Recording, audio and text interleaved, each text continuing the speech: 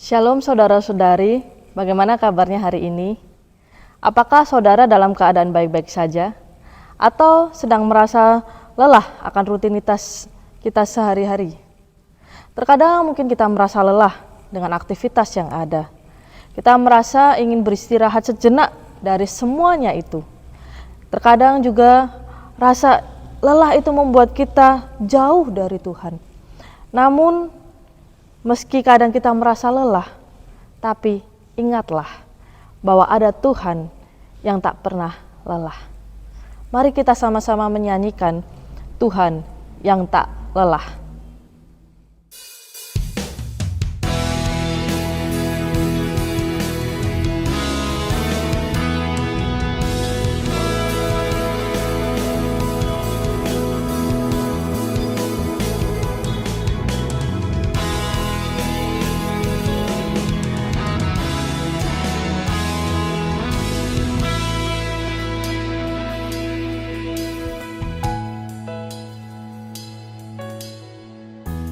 Saat ku jatuh, kau tak tinggalkanku.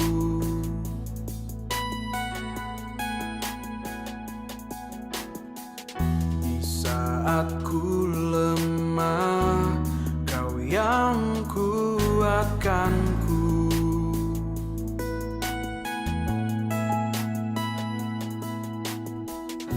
Ku tahu kau di sisiku saat ku panggil namamu, ku cari wajahmu. Ku tahu kau bersamaku karena ku butuh kasihmu. Ku tak dapat tinggal jauh darimu.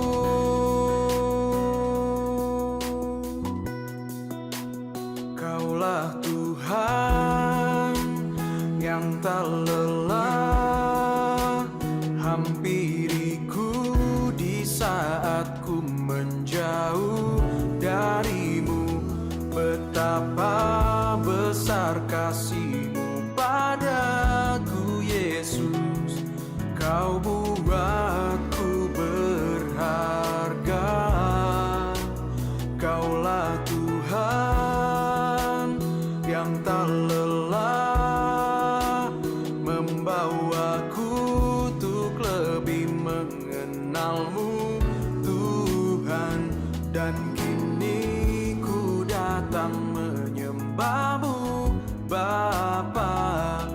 Kau Allahku yang setia.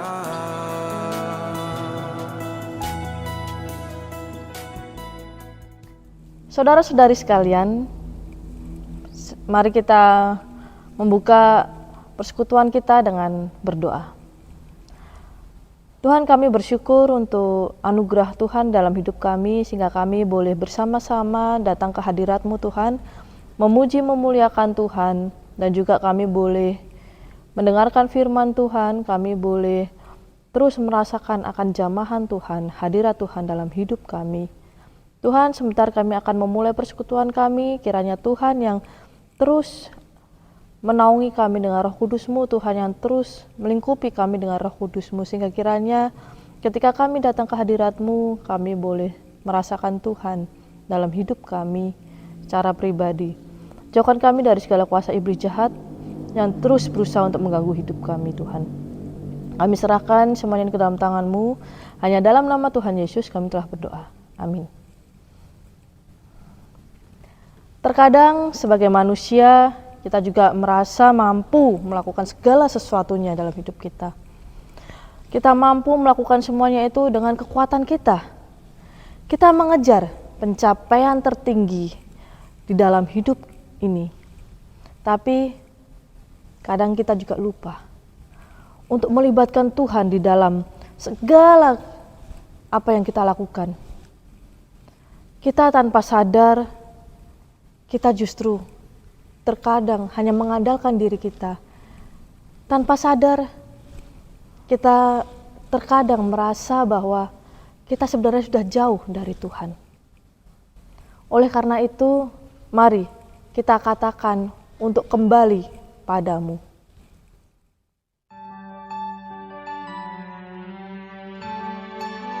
Lelah meniti kepuasan diri, tiada terasa ku telah pergi, meninggalkan engkau sendiri. Tak peduli lagi,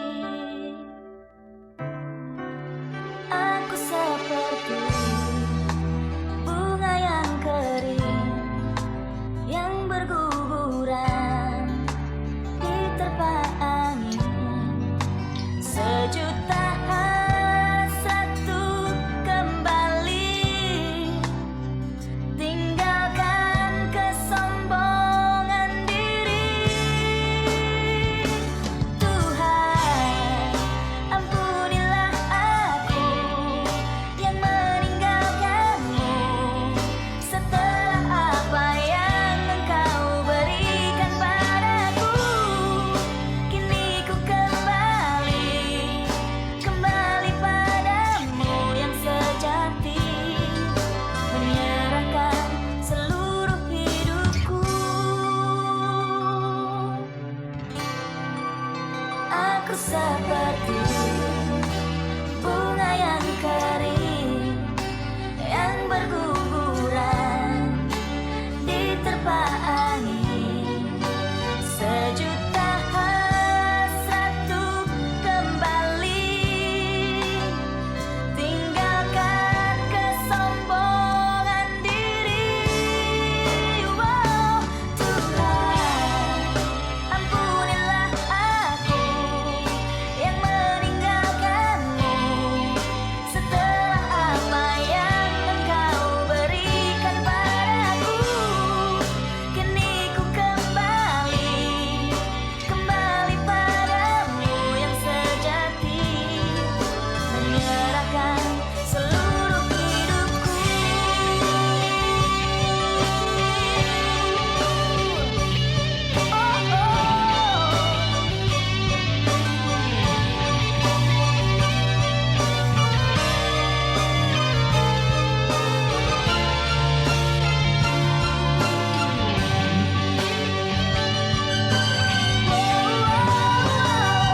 Tuhan, ampunilah aku yang meninggalkanmu.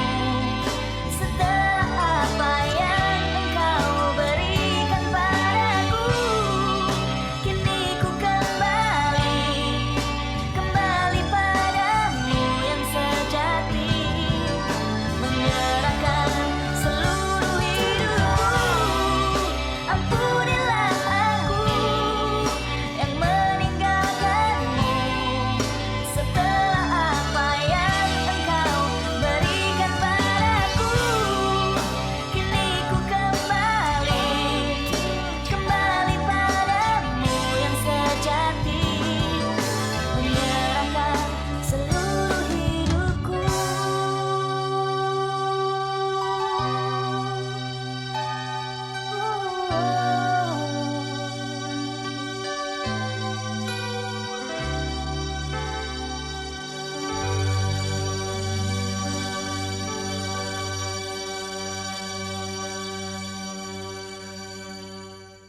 Sebelum mendengarkan firman Tuhan, mari kita bersama-sama berdoa. Tuhan, kami tiba waktunya untuk sama-sama mendengarkan firman-Mu. Kiranya Tuhan yang terus sertai kami di dalam kami mendengarkan firman Tuhan. Pimpin kami dengan Roh Kudus-Mu sehingga kami boleh mengerti akan firman ini dan kami boleh melakukannya dalam hidup kami. Ya Tuhan, biarlah waktu-waktu ini adalah waktu-waktu kami bersama dengan Engkau untuk sama-sama kami boleh belajar akan kebenaran ini. Kami serahkan semuanya ini ke dalam tangan-Mu Tuhan. Hanya dalam nama Tuhan Yesus kami telah berdoa. Amin. Saudara-saudari sekalian, sekarang saya ingin mengajak kita semua membuka Alkitab kita di dalam 1 Raja-Raja pasal yang ke-19 ayat 1 sampai 21. 1 Raja-Raja pasal yang ke-19 ayat 1 sampai 21. Saya akan membacakan untuk kita semua.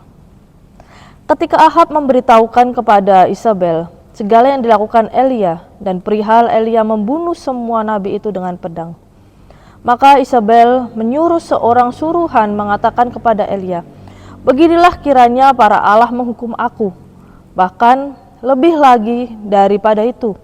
Jika besok kira-kira pada waktu ini aku tidak membuat nyawamu sama seperti nyawa salah seorang dari mereka itu, maka takutlah ia." Lalu bangkit dan pergi menyelamatkan nyawanya. Dan setelah sampai ke Beersheba yang termasuk wilayah Yehuda, ia meninggalkan bujangnya di sana. Tetapi ia sendiri masuk ke padang gurun sehari perjalanan jauhnya, lalu duduk di bawah sebuah pohon arar. Kemudian ia ingin mati, katanya. "Cukuplah itu, sekarang ya Tuhan, ambillah nyawaku, sebab aku ini tidak lebih baik daripada nenek moyangku." Sesudah itu ia berbaring dan tidur di bawah pohon arar itu.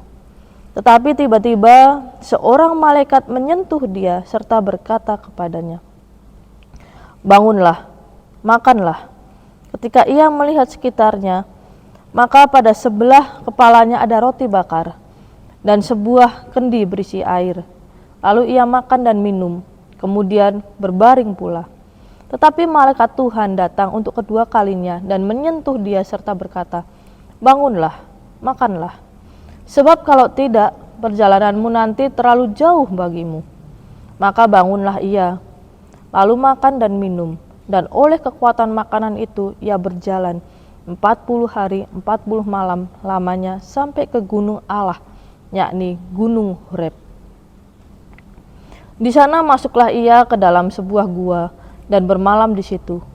Maka firman Tuhan datang kepadanya demikian, "Apakah kerjamu di sini, hai Elia?" Jawabnya, "Aku bekerja segiat-giatnya bagi Tuhan, Allah semesta alam, karena orang Israel meninggalkan perjanjianmu, meruntuhkan mesbah-mesbahmu, dan membunuh nabi-nabimu dengan pedang. Hanya aku seorang dirilah yang masih hidup, dan mereka ingin mencabut nyawaku." Lalu firman-Nya, "Keluarlah dan berdiri di atas gunung itu di hadapan Tuhan."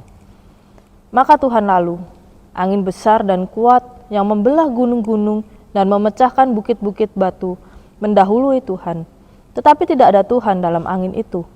Dan sesudah angin itu datanglah gempa. Tetapi tidak ada Tuhan dalam gempa itu. Dan sesudah gempa itu datanglah api. Tetapi tidak ada Tuhan dalam api itu. Dan sesudah api itu datanglah bunyi angin sepoi-sepoi basah. Segera sesudah Elia mendengarnya, ia menyelubungi mukanya dengan jubahnya, lalu pergi keluar dan berdiri di pintu gua itu. Maka datanglah suara kepadanya yang berbunyi, "Apakah kerjamu di sini, hai Elia?"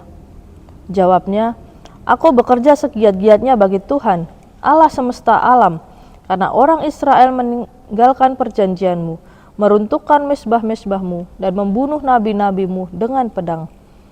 Hanya aku seorang dirilah yang masih hidup, dan mereka ingin mencabut nyawaku." Firman Tuhan kepadanya, "Pergilah, kembalilah ke jalanmu melalui padang gurun ke Damsyik, dan setelah engkau sampai, engkau harus mengurapi Hazael menjadi raja atas Aram. Juga Yehu, cucu Nimsi, haruslah kau urapi menjadi raja atas Israel, dan Elisa bin Shafat dari Abel Mehola harus kau urapi menjadi nabi menggantikan engkau. Maka siapa yang terluput dari pedang Hazael akan dibunuh oleh Yehu, dan siapa yang terluput dari pedang Yehu akan dibunuh oleh Elisa. Tetapi aku akan meninggalkan 7.000 orang di Israel, yakni semua orang yang tidak sujud menyembah Baal, dan yang mulutnya tidak mencium dia." Setelah Elia pergi dari sana, ia bertemu dengan Elisa bin Shafat yang sedang membajak dengan 12 pasang lembu, sedang ia sendiri mengemudikan yang ke-12. Ketika Elia lalu dari dekatnya, ia melemparkan jubahnya kepadanya. Lalu Elisa meninggalkan lembu itu dan berlari mengikuti Elia. Katanya, "Biarkanlah aku mencium ayahku dan ibuku dahulu, lalu aku akan mengikuti engkau." Jawabnya kepadanya, "Baiklah, pulanglah dahulu dan ingatlah apa yang telah kuperbuat kepadamu." Lalu berbaliklah ia daripada Elia. Ia mengambil pasangan lembu itu, menyembelihnya dan memasak dagingnya dengan bajak lembu itu sebagai kayu api. Ia memberikan daging itu kepada orang-orangnya. Kemudian makanlah mereka, sesudah itu bersiaplah ia, lalu mengikuti Elia dan menjadi pelayannya. Demikianlah firman Tuhan. Saudara-saudari, setiap kita pasti pernah mengalami yang namanya burnout. Entah itu setiap orang yang masih usianya muda, ataupun setiap orang yang sudah dewasa, remaja, pemuda, bahkan yang usianya sudah lanjut. Entah itu juga anak-anak kecil yang masih sekolah, atau para pekerja, para orang-orang yang melakukan pekerjaan sehari-hari di rumah tangganya, atau bahkan seorang aktivis gereja, seorang hamba Tuhan pun pasti pernah merasakan yang namanya burnout. Saudara-saudari, atau terkadang kita merasa bahwa diri kita ini baik-baik aja dan kita tidak mengalami yang namanya burnout itu. Atau justru sebenarnya kita tidak sadar atau tidak tahu kalau sebenarnya diri kita sedang mengalami masa-masa itu. Nah, saudara-saudari, burnout pertama kali dikenalkan oleh Herbert Freudenberger pada tahun 1974 dalam bukunya yang berjudul Burnout: The High Cost of High Achievement. Apa sih yang dimaksud dengan burnout itu?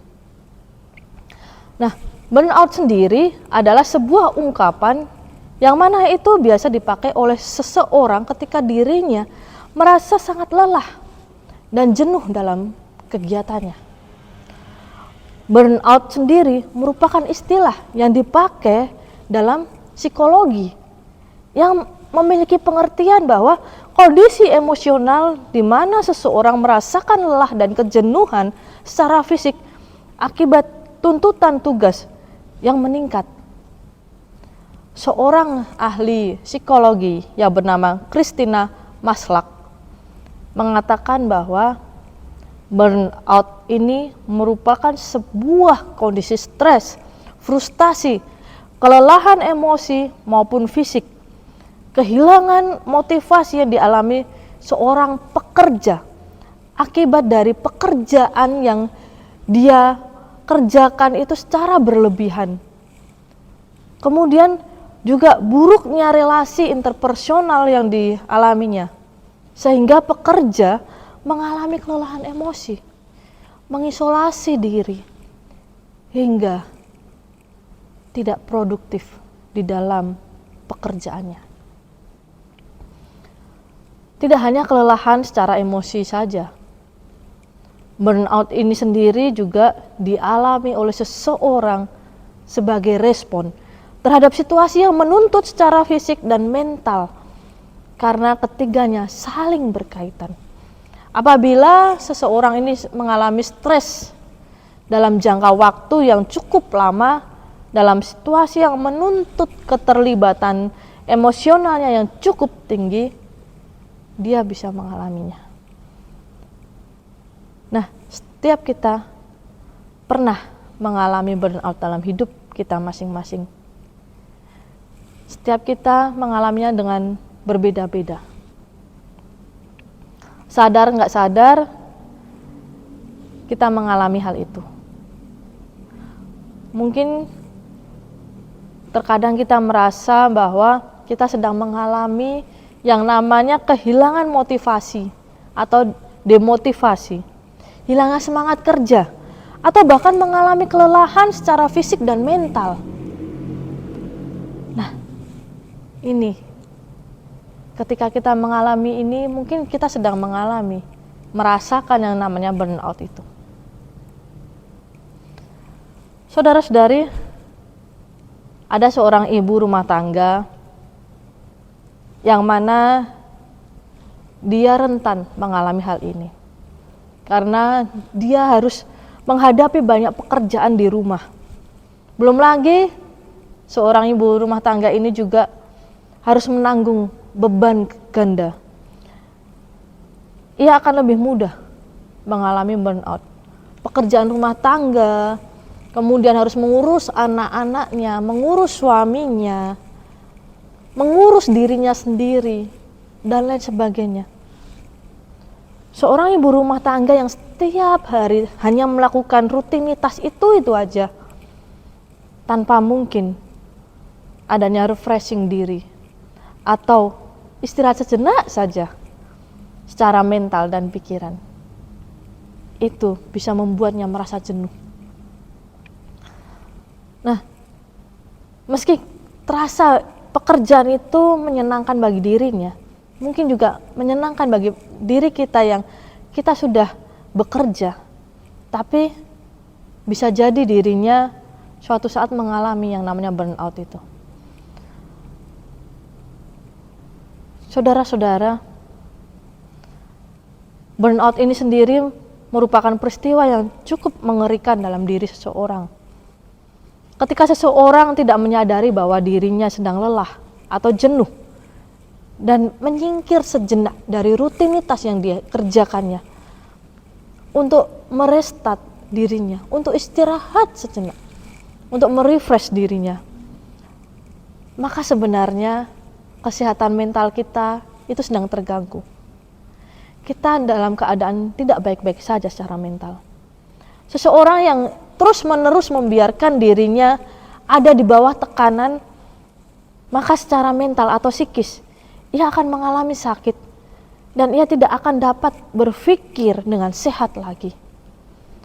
Peristiwa ini pun dapat memicu seseorang akan mengalami yang namanya depresi. Keadaan stres yang berkepanjangan dan tidak segera ditangani ini cukup mengganggu setiap diri kita secara psikis. Nah, saudara-saudari, ternyata ada banyak hal yang dapat memicu seseorang itu mengalami burnout. Yang pertama, kita melihat saja adanya ekspektasi pencapaian yang terlalu tinggi. Kedua, kita mungkin memikul terlalu banyak tanggung jawab hanya seorang diri tanpa bantuan dari pihak lain. Jam kerja yang terlalu banyak, atau kita tidak meluangkan waktu untuk bersosialisasi atau bersantai sejenak. Lingkungan pekerjaan yang toksik, kacau, dan terlalu banyak menekan diri kita. Melakukan aktivitas atau pekerjaan yang monoton dan tidak mengubah segala sesuatunya, tidak menggugah selera kita. Kemudian tidak memperoleh pengakuan maupun penghargaan atas kerja keras kita. Tidak mendapat dukungan atau menjalin hubungan yang dekat dengan orang lain. Mungkin faktor-faktor ini kita alami dalam pekerjaan kita sehari-hari. Nah, saudara-saudari, jika kita lihat seorang tokoh yang bernama Elia, dia juga mengalami yang namanya rasa capek, burnout, bisa dikatakan seperti itu. Elia mengalami kelelahan di dalam pelayanannya. Seorang nabi yang dirinya bergumul kepada Tuhan ketika ia melayani. Kalau kita melihat di dalam pasal sebelumnya, kita melihat bagaimana kemenangan yang dialami oleh Elia ini ketika ia melawan Raja Ahab dan juga para penyembah berhala. Suatu kemenangan yang kalau kita pikir secara logika itu sebenarnya membuat kita seharusnya merasa senang karena kita merasa menang. Tetapi justru sekaligus kemenangan ini bisa membuat kita merasa takut. Hal ini yang dialami oleh Elia. Kemenangan yang membuatnya merasa takut. Elia ini merasa takut kepada Isabel dan dia melarikan diri dari Isabel. Isabel yang kalau kita melihat di dalam ayatnya yang pertama di situ bagaimana Raja Ahab menceritakan semuanya yang dialami, yang dilihat dari Elia itu kepada Isabel. Akibat dari apa yang diceritakan oleh Raja Ahab ini, akhirnya Isabel menjadi semakin marah. Pada ayat yang pertama, Raja Ahab mengatakan bahwa Elia itu membunuh semua nabi penyembah berhala yang dimiliki oleh Isabel. Saudara-saudari, mendengar hal tersebut, Isabel akhirnya melakukan pengancaman kepada Elia. Dan hal ini juga membuat Elia pergi melarikan diri ke Gunung Horeb untuk menyelamatkan nyawanya dari Isabel.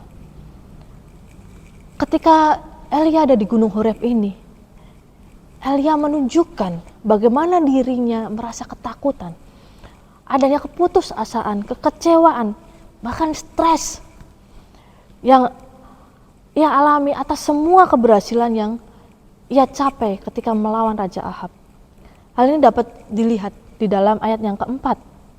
Dikatakan bahwa cukuplah itu, sekarang ya Tuhan, ambillah nyawaku, sebab aku ini tidak lebih baik daripada nenek moyangku. Dalam pelariannya ada keputusasaan.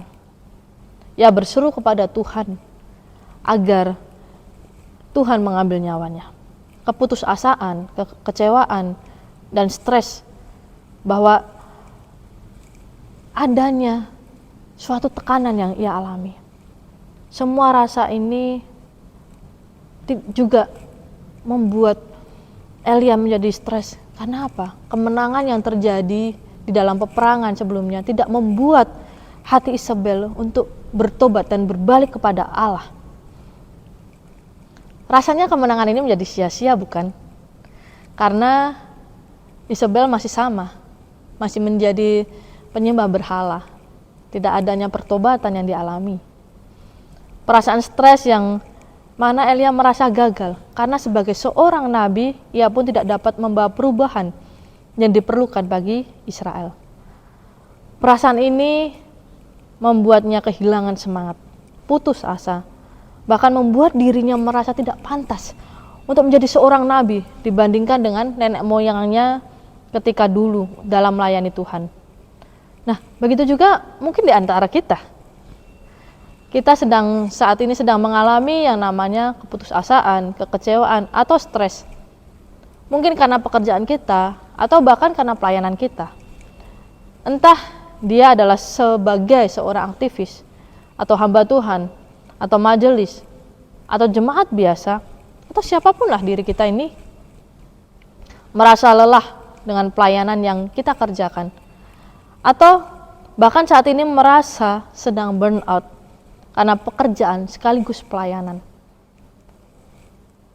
Mungkin terkadang kita merasa bahwa kita sama seperti Elia yang mengatakan kepada Tuhan, cukuplah ini. Perasaan yang akhirnya juga membuat kita menjadi undur dari pelayanan, bahkan Tuhan. Nah, saudara-saudari, dalam keputusasaan yang dialami Elia ini, Tuhan lantas tidak berhenti begitu saja. Tidak mengabulkan permintaan daripada Elia untuk mengambil nyawanya atau mengakhiri pelayanannya. Tuhan yang sudah memanggil Elia, Tuhan juga yang menyertai Elia. Kedaulatannya terhadap panggilannya kepada hambanya terus berjalan. Hal ini terlihat bagaimana Tuhan mengutus malaikat untuk memberikan makanan dan minuman yang sebenarnya itu dibutuhkan oleh Elia. Untuk dia dapat memiliki tenaga lagi untuk melanjutkan perjalanannya dalam melayani Tuhan. Saudara-saudari, apa yang Tuhan lakukan ini membuat Elia menjadi tersadar akan panggilannya dalam melayani Tuhan. Keputusasaannya, rasa jenuhnya, kelelahannya, burnout yang ia alami. Akhirnya dia tersadar bahwa ia seharusnya kembali menyadari akan panggilan Tuhan. Mungkin ada di antara kita yang saat ini sedang merasa kita ingin jauh dari Tuhan, kita ingin meninggalkan Tuhan, kita merasa burnout, kita bingung apa yang harus kita lakukan. Ambillah waktu sejenak, berdoalah kepada Tuhan.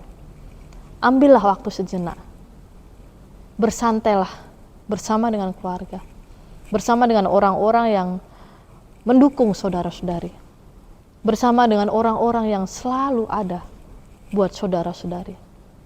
Burnout adalah hal yang wajar kita alami, tetapi burnout akan menjadi toksik atau racun ketika kita membiarkan perasaan itu terus melingkupi kita, perasaan itu terus menguasai hidup kita, sehingga kita tidak melihat akan panggilan kita sebagai anak-anak Tuhan,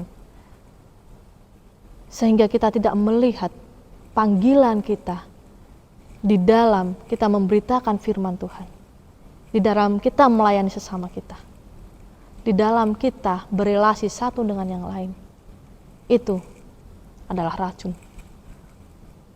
Ambil waktu sejenak, beristirahatlah, tetapi jangan lupa bahwa kita harus kembali sama seperti Elia yang kembali kepada panggilan Tuhan dan melayani Tuhan. Amin. Tuhan, terkadang kami merasa lelah, terkadang mungkin kami merasa burnout dalam hidup kami. Kami ingin berhenti, kami ingin menyudahi semuanya itu Tuhan. Tetapi kami mohon akan anugerah Tuhan, mampukan kami untuk kami kembali di dalam kami boleh melayani Tuhan, di dalam kami melanjutkan aktivitas kami dengan sukacita dan bersama dengan Tuhan. Tuhan, kami berdoa untuk perayaan Paskah yang sebentar lagi akan kami alami Tuhan.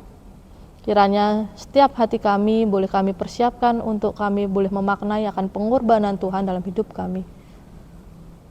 Ajar kami Tuhan untuk terus kami boleh datang ke hadirat Tuhan, kami boleh menyadari akan diri kami, keterbatasan kami Tuhan. Berdoa juga Tuhan untuk keadaan Indonesia ini, sehingga kiranya Tuhan yang pakai para pemerintah dari presiden sampai jajaran yang terkecil yang akan memimpin kami, sehingga kiranya kami boleh bersatu hati, bergandengan tangan baik para pemimpin maupun rakyat, untuk sama-sama kami boleh menjaga keamanan di Indonesia ini, bersama-sama kami boleh terus bersatu hati untuk membangun Indonesia ini menjadi bangsa yang lebih baik lagi. Kami berdoa menyerahkan setiap umat-Mu yang saat ini bersama-sama kami untuk bersekutu bersama, Tuhan yang pimpin sertai mereka, apapun yang menjadi pergumulan mereka, Tuhan yang berikan kelegaan bagi mereka. Kami serahkan semuanya ini ke dalam tangan-Mu Tuhan, hanya dalam nama Tuhan Yesus kami telah berdoa. Amin.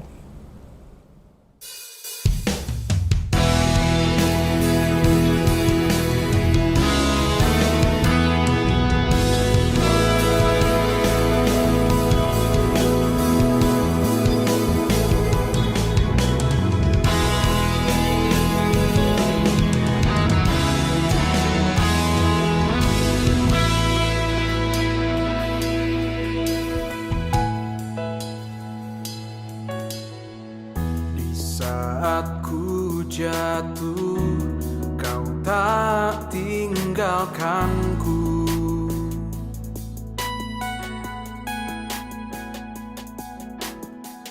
Di saat ku lemah, kau yang kuatkanku.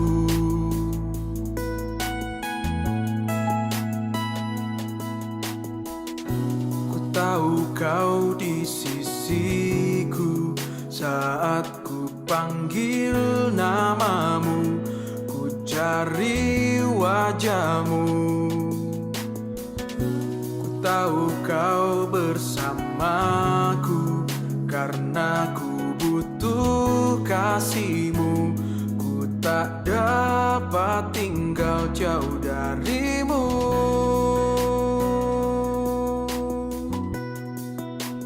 Kaulah Tuhan yang tak lelah hampiriku di saat ku menjauh dari-Mu.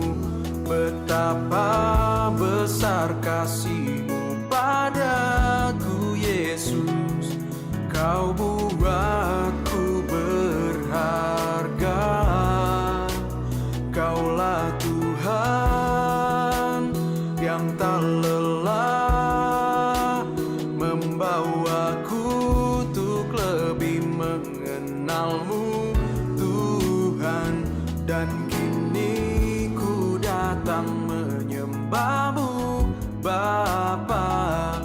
Kau Allahku yang setia.